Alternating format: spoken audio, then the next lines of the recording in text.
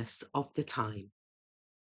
The waning power of Israel testified that the Messiah's coming was at hand. The prophecy of Daniel pictured the glory of his reign over an empire which should succeed all earthly kingdoms. And, said the prophet, it shall stand forever.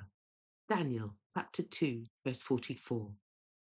While few understood the nature of Christ's mission, there was a widespread expectation of a mighty prince who should establish his kingdom in Israel and who should come as a deliverer to the nations.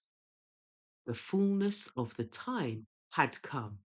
Humanity, becoming more degraded through the ages of transgression, called for the coming of the Redeemer.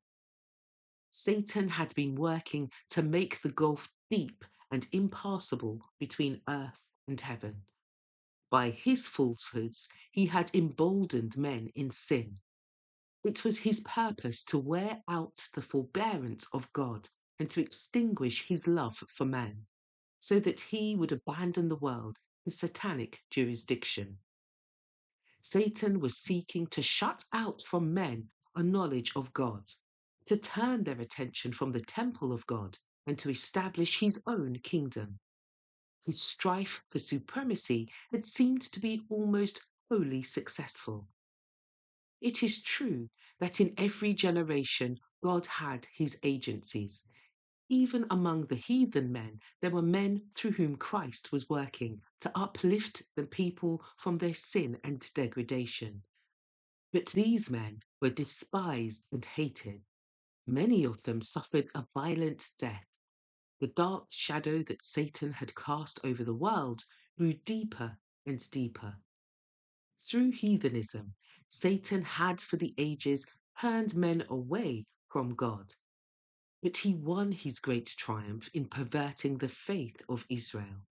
By contemplating and worshipping their own conceptions, the heathen had lost a knowledge of God and had become more and more corrupt.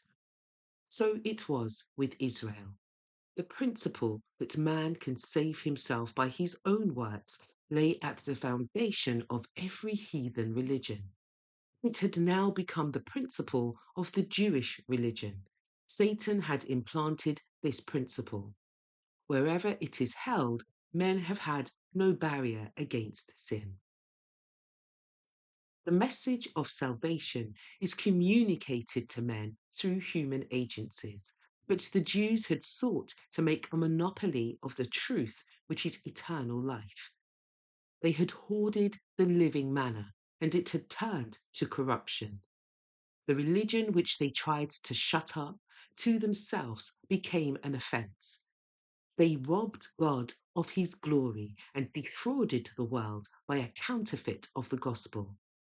They had refused to surrender themselves to God for the salvation of the world, and they became agents of Satan for its destruction.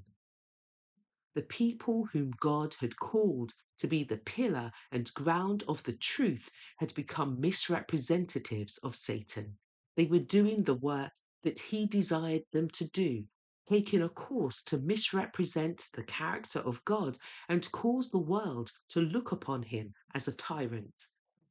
The very priests who ministered in the temple had lost sight of the significance of the service they performed. They had ceased to look beyond the symbol to the thing signified. In presenting the sacrificial offerings, they were as actors in a play. The ordinances which God himself had appointed were made the means of blinding the mind and hardening the heart.